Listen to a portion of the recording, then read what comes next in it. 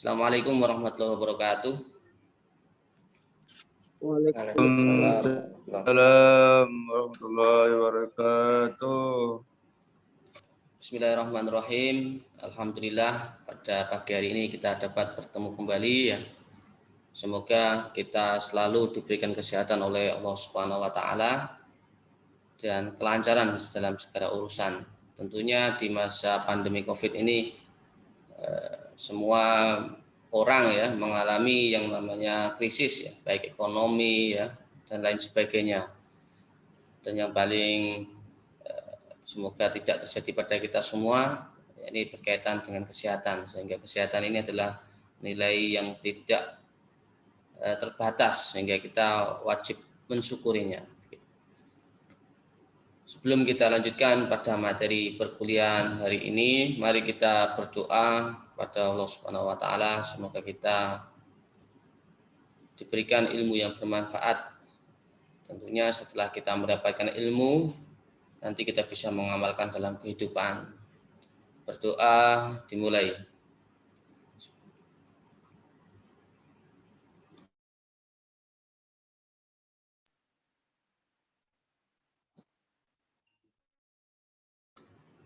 Berdoa selesai. Terima kasih saya sampaikan kepada Mas Rian, Mas Lazu, Mas Wahid, Mas Iqdal, dan Mas Azari yang sudah hadir pagi hari ini. Semangat, tetap semangat walaupun daring di rumah masing-masing ya, dan dimanapun berada semoga di sana lancar jaringannya. Karena waktu kuliah di bulan Ramadan menyesuaikan ya dengan kegiatan ibadah supaya lebih maksimal, kita maksimalkan ke materi. Kita langsung ke materi. Hari ini kita akan belajar berkaitan dengan manajemen pengukuran kinerja. Apakah sudah nampak di layar Mas Rian? Sudah, Ustaz. Oke, baik. Mahasiswa semua yang saya banggakan ya, kita tentu tidak asing lagi ya. Nah, ada saatnya kita ketika membaca koran ya atau medsos secara online, pasti ada sekolah yang mengalami kemunduran terutama di masa pandemi ini. Apa sebabnya? Bahwa sekolah-sekolah demikian itu yang pertama kemunduran, bahkan bangunannya pun ada yang sudah rusak ya. Bahkan teman saya yang mengajar sebenarnya tidak terlalu pelosok gitu ya, tempatnya dari Sukabumi gitu. Nah, sekolah SD. Karena tidak dikunjungi oleh guru dan siswa, sekolahnya jadi rusak gitu. Nah, hal itu disayangkan. Mengapa bisa terjadi? Sekolah tersebut ya tidak mengantisipasi dengan manajemen pengukuran kinerja. Itu menjadi sebab utama. Yang kedua, ya, ketidaksiapan dalam menghadapi krisis. Termasuk krisis pandemi ini adalah sesuatu yang tidak pernah diduga sebelumnya. Maka setiap lembaga harus memiliki yang namanya manajemen pengukuran kinerja. Manajemen pengukuran kinerja ini berguna ya untuk mengantisipasi hal-hal yang tidak diinginkan seperti pilot ya, kerusakan dan ketidaksiapan manajemen pengelolaan dan lain sebagainya. Sehingga sebelum terjadi hal yang bersifat besar, dampaknya itu bisa diantisipasi secara preventif.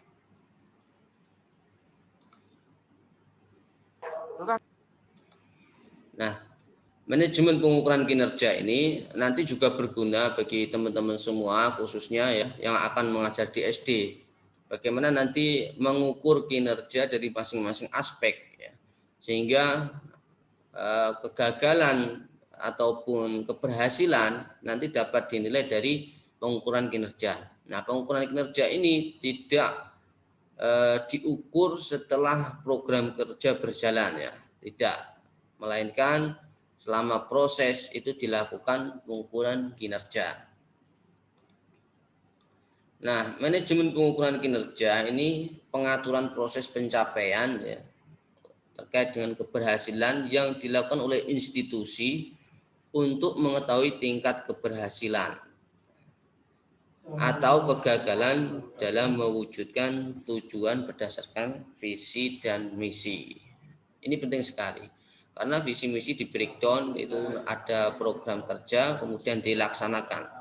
Selama pelaksanaan, proses pelaksanaan tersebut diukur pada aspek mana kurang maksimal dan pada aspek mana yang menjadi penghambat sehingga tidak maksimal. Aspek yang maksimal akan ditingkatkan, sedangkan aspek yang kurang maksimal nanti diperbaiki supaya lebih maksimal lagi. Ini yang dimaksud manajemen pengukuran kinerja. Ada pertanyaan, Ustadz, apakah di tingkat individu ada manajemen pengukuran kinerja? Ada. Manajemen pengukuran kinerja ini tidak hanya dalam institusi sebenarnya. Dalam diri kita masing-masing kita juga bisa mengukur kinerja kita. Misal nih sederhananya, saya mengikuti mata kuliah saat ini manajemen pendidikan. Sebelum nilai itu keluar, coba kita ukur kinerja kita. Caranya bagaimana? Kita melihat kontrak perkuliahan, aspek mana yang menjadi penilaian, di situ menjadi aspek pengukuran kinerja kita. Misal nih, dalam aspek kehadiran, apakah selama sampai pertemuan 12 ini saya masuk full dengan on time, disiplin?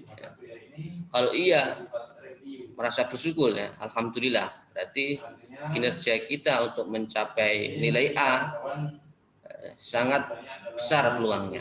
Tetapi sebaliknya, jika aspek masuk saja tidak disiplin ya, misal kadang telat, kadang tak masuk ya, kadang alfa, berarti kita kinerjanya perlu ditingkatkan. Senyapang sekarang masih ke-12, pertemuan 12, kita tingkatkan, sisanya menjadi lebih baik supaya hasilnya juga baik.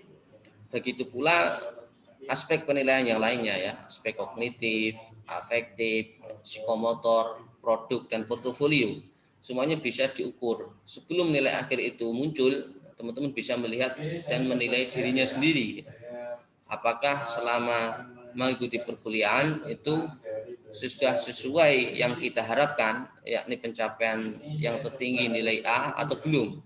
Jika belum, berarti kita perlu memperbaikinya. Apa sih yang menjadi penyebab? Apakah karena kita malas ataukah kita karena jaringan yang tidak stabil ya? Apakah kesibukan di rumah yang tidak bisa ditinggalkan dan lain sebagainya. Itu pengukuran kinerja terhadap diri kita sendiri. Nah, bagaimana cara pengukuran kinerja? Secara umum, pengukuran kinerja institusi ini ada dua. Yang pertama, tidak asing bagi teman-teman, monitoring dan evaluasi. Yang kedua, evaluasi diri atau audit mutu internal ya. Disingkat AMI biasanya seperti itu. Di SD ada monitoring dan evaluasi, itu biasanya sebelum program itu selesai dilaksanakan, entah itu 25%, 50%, 75%, dilakukan monitoring dan evaluasi. Tujuannya apa? Menghindari hal-hal yang belum maksimal untuk kemudian diperbaiki supaya maksimal hasilnya. Itu monitoring dan evaluasi. Sedangkan audit mutu internal atau evaluasi diri ya, ini dilakukan untuk menjamin apakah program kerja dari visi misi Dikbidkan menjadi program kerja tersebut itu sesuai dengan standar masing-masing mutu. Misalnya ya, ada namanya standar proses, ada standar isi, ada standar kurikulum, ada standar pelaksanaan pembelajaran. Misal nih sederhananya, Mas Alvin akan mengajar. Selama proses mengajar, kemudian diaudit, ya, diaudit mutunya. Nah, ketika proses mengajar tersebut dilihat apakah sesuai dengan standar yang telah ditetapkan sekolah atau belum.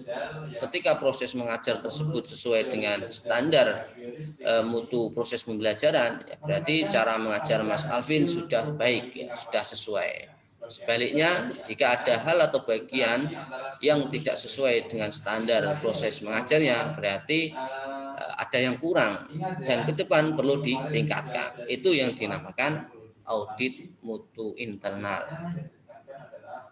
Kemudian apa sih tujuan pengukuran kinerja?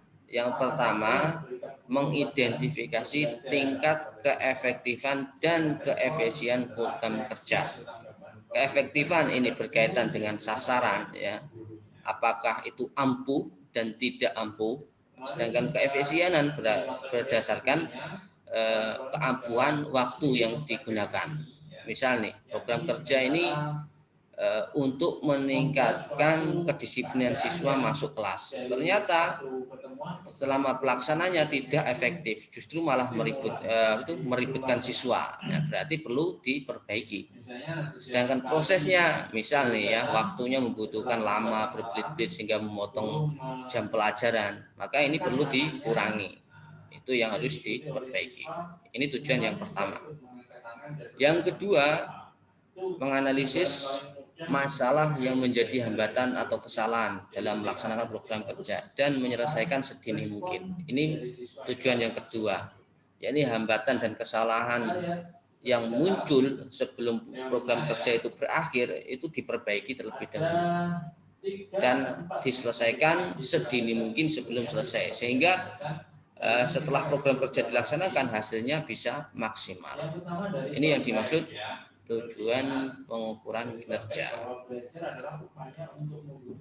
Aspek apa saja ya yang diukur dalam pengukuran kinerja? Yang pertama, indikator ya. Yang pertama ini indikator, mengukur ketercapaian indikator dalam program kerja. Artinya program kerja itu ada indikator keberhasilan. Misalnya ya, proses pembelajaran dilakukan oleh guru. Indikator keberhasilannya adalah yang pertama, misalnya ada media, yang kedua ada penilaian, yang ketiga interaktif, yang keempat menyenangkan. Misal seperti itu indikator yang telah ditetapkan oleh sekolah. Apabila sudah sesuai, berarti sesuai dengan indikator, maka aspek ini selesai. Yang kedua, aspeknya ini sasaran atau target, mengukur ketercapaian sasaran dari setiap indikator.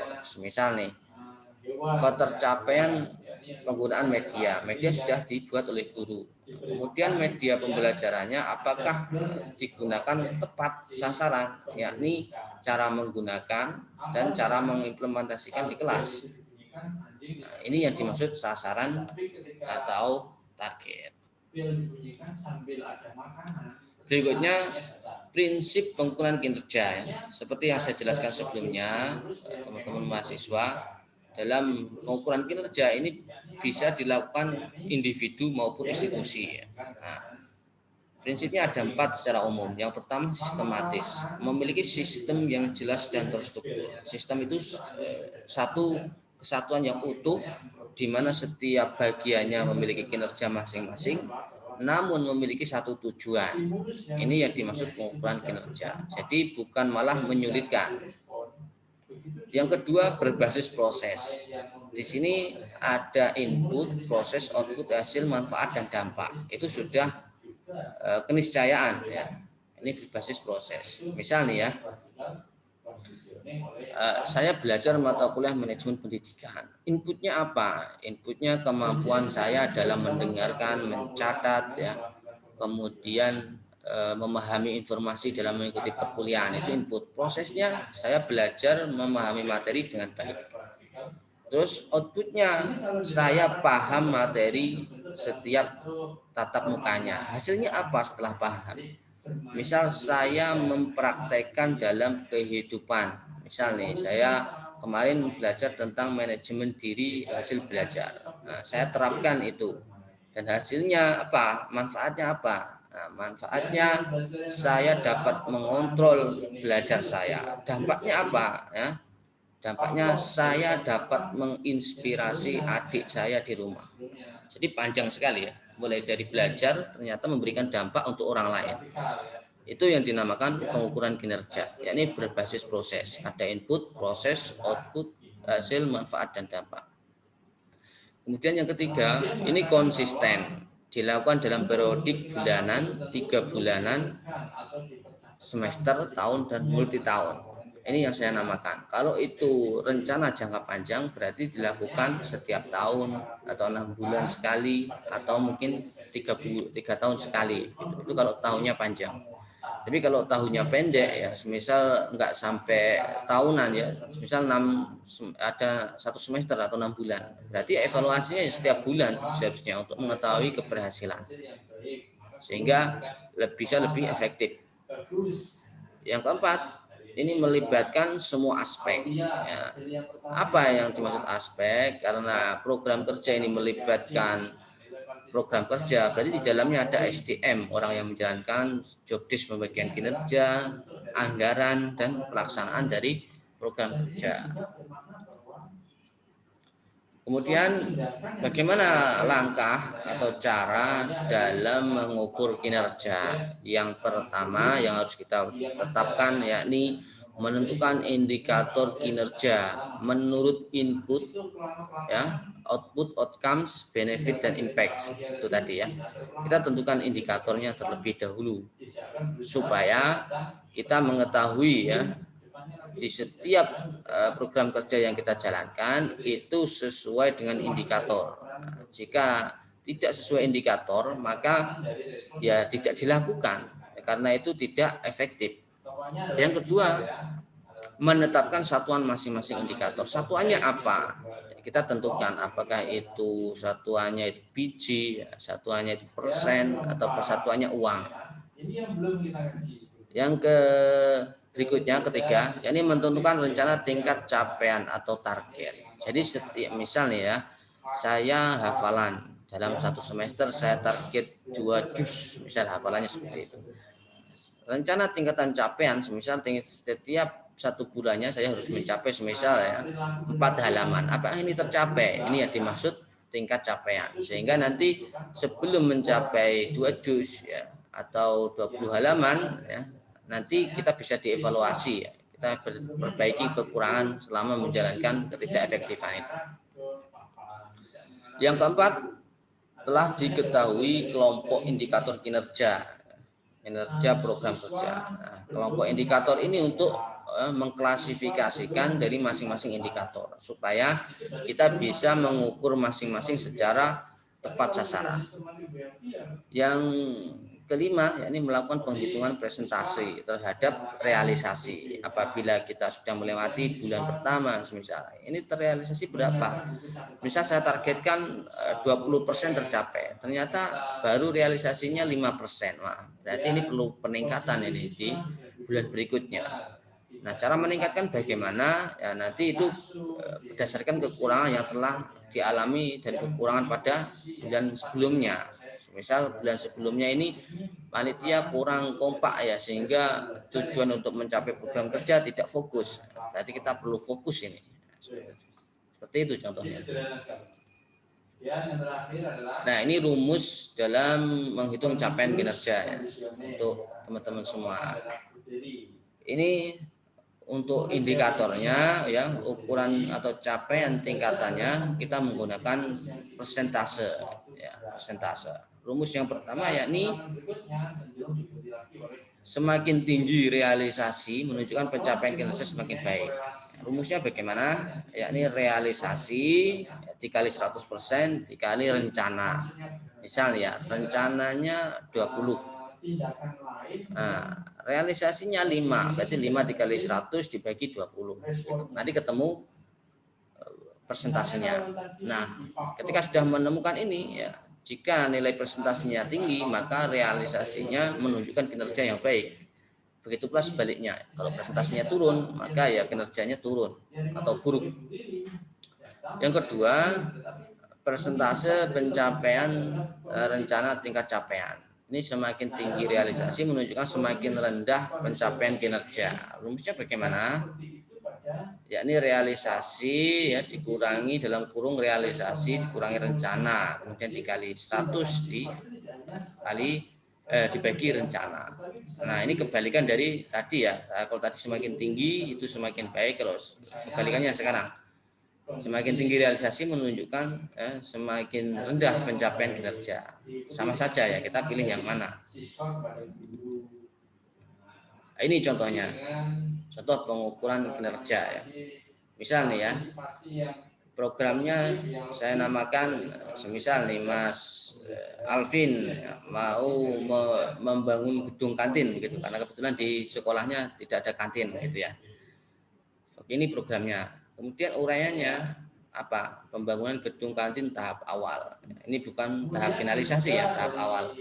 Indikator kinerja apa? Input, ya, tersedia anggaran awal 40%. Output yang terselesainya bangunan awal, ya, semisal pondasi, ya, belum sampai finishing. Outcome-nya ya dasar pembangunan untuk pembangunan berikutnya.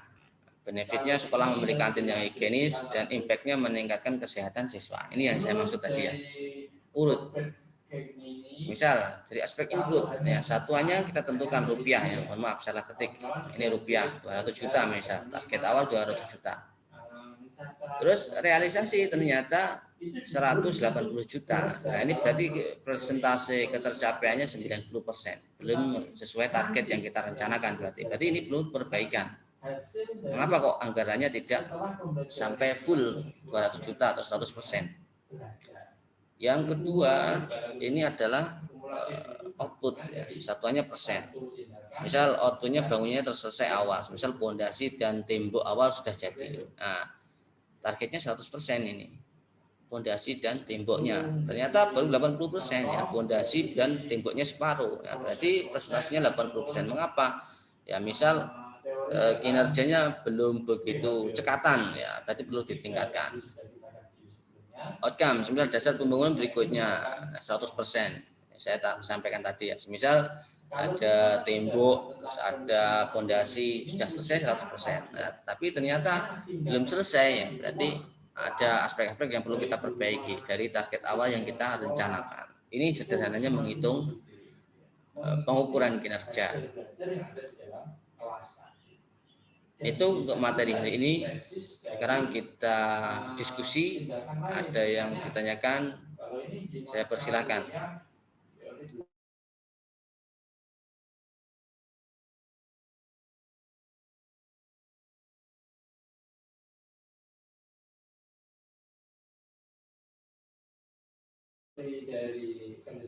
Ada pertanyaan?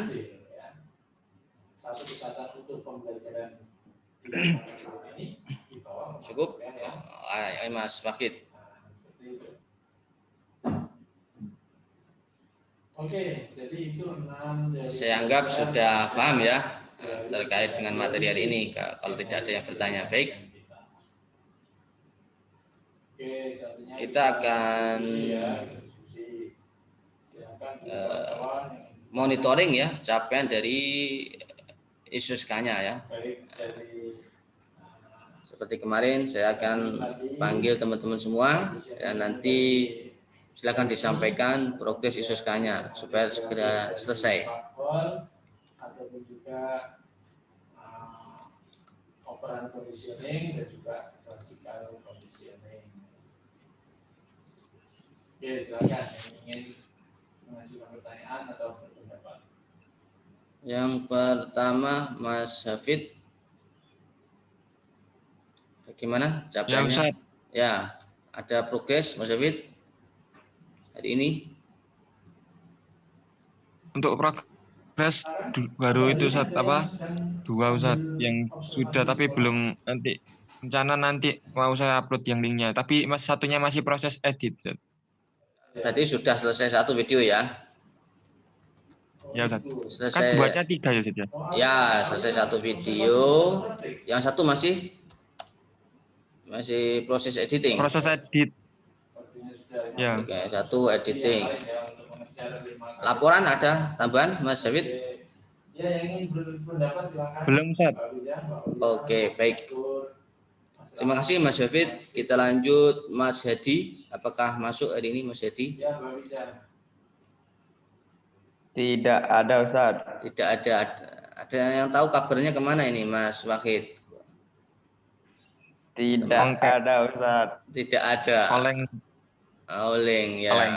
Di grup kalian sendiri nggak ada informasi kemana ini? Nge-lag Ustaz, orang nge-lag Ustaz. Orang. Kasihan ya, mungkin ada masalah kita bantu. Baik, jadi nggak ada progres.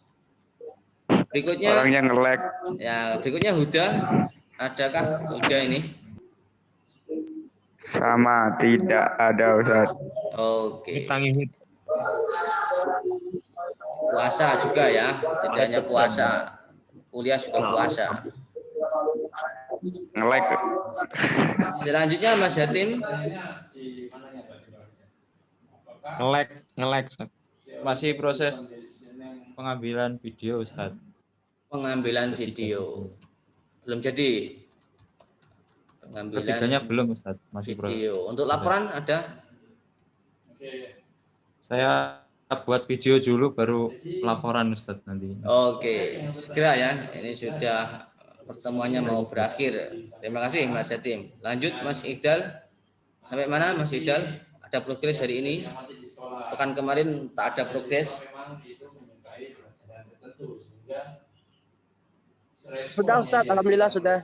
Sudah. Apanya yang sudah ini? Sudah tag video hari tag video Ustaz. Oke, ambil video Sudah sudah. buat video hari Selasa kemarin Ustaz. Oke, sudah diunggah. Filenya sudah di copy ke LMS. Belum Ustaz. Belum. Baik. Terima kasih Mas Idal, semoga selesai ya, segera selesai. Lanjutnya Mas Alvin, ada progres Mas Alvin? Kemarin pekan kemarin 0.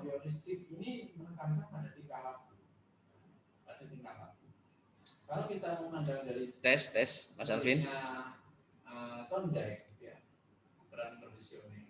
Ada Mas Alvin ini? Nge-lag Ustadz. Nah, Nge-lag orangnya.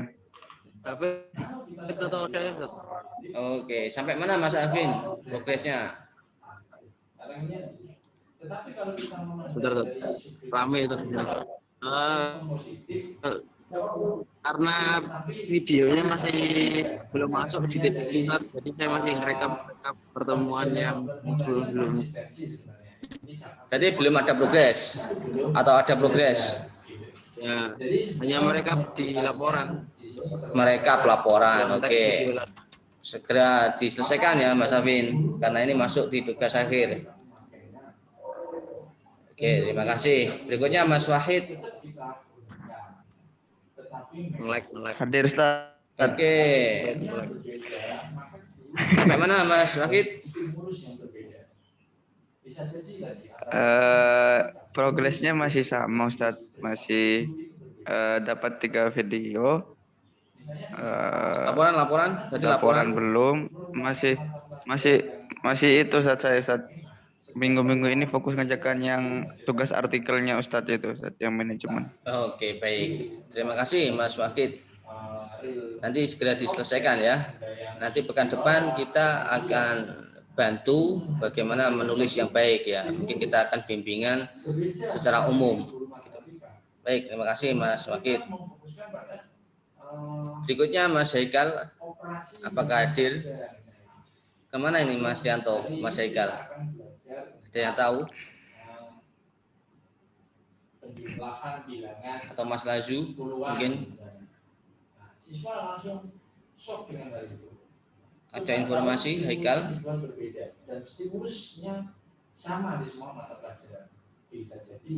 Oke, tak tahu ya. Berarti alfa. Berikutnya Mas Cakra. Ada yang tahu nih Mas Cakra kemana? Saya minta tolong ke ketua Tanpa kelas. jejak. Ya, ketua kelasnya menghubungi ya. Nanti hasilnya diinformasikan di grup WhatsApp. Ketua kelasnya siapa? Alvin Ustadz. Ya, Alvin. minta tolong Mas Alvin ya menghubungi yang nggak masuk hari ini. Nanti hasilnya disampaikan di grup WhatsApp ya. Mas Wahid.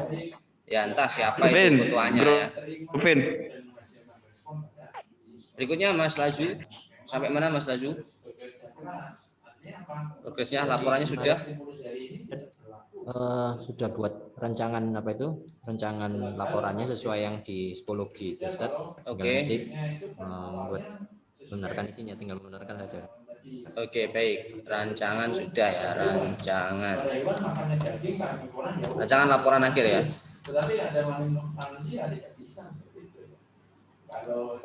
Berikutnya Mas Rianto, sampai mana Mas Rianto?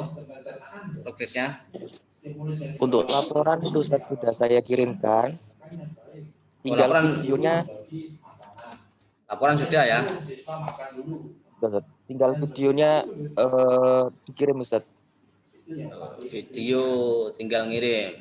Oke, baik. Berarti hampir tuntas ya. Terima kasih. Terima kasih Mas Rianto dan kawan-kawan mahasiswa semuanya. Ini memang sengaja saya minta laporannya ya setiap pertemuan supaya teman-teman ingat bahwa ini adalah untuk mencapai tugas akhir. Gitu. Tugas akhir ini menjadi penilaian yang bobotnya juga tidak kalah besarnya ya, sehingga ini mempengaruhi penilaian akhir. Semakin teman-teman disiplin mengerjakan tugas ini, peluang untuk mencapai nilai yang baik di akhir perkuliahan nanti semakin tinggi. Mahasiswa semuanya ya, pekan ini dan sampai pertemuan ke depan silakan dituntaskan untuk yang artikelnya ya, artikel untuk dipublikasikan. Pekan depan kita akan bimbingan dan terkait dengan rencana publikasi. Pada pertemuan sebelumnya saya sudah menunjukkan ya bagaimana cara memilih jurnal yang tepat ya. Pilihlah yang gratis saja ya, yang gratis untuk menerbitkan. Karena ini adalah tugas akhir ya, harus segera diselesaikan. Jangan sampai nanti di akhir perkuliahan ya belum sempat Ustadz begitu ya. Berarti ya kita teledor gitu ya. Jangan sampai seperti itu. Senyapang sekarang masih ada waktu, silakan itu dituntaskan. Pekan depan kita akan bimbingan ya, satu persatu dan teman-teman akan melihat ya bagaimana nanti cara menulis yang baik ya, dan struktur tulisan yang baik juga. Baik, saya kira pertemuan hari ini cukup ya, masih ada sisa berapa menit, nanti silakan digunakan untuk menuntaskan yang artikelnya ya. Jadi pekan depan sudah ada lah hasilnya, minimal 80% atau mungkin sampai 100% gitu, sehingga kekurangannya bisa dilengkapi pada pertemuan berikutnya. Dari yang saya sampaikan, ada pertanyaan, saya persilahkan.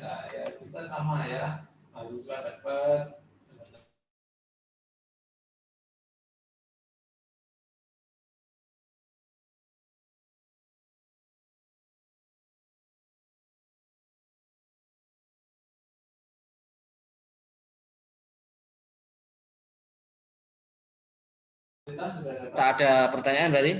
Oke. Karena tidak ada pertanyaan, saya anggap sudah paham semuanya ya. Semoga semakin lancar ya untuk menuntaskan tugas-tugasnya. Mari kita tutup pertemuan hari ini dengan doa istighfar 3 kali dan kafaratul majlis.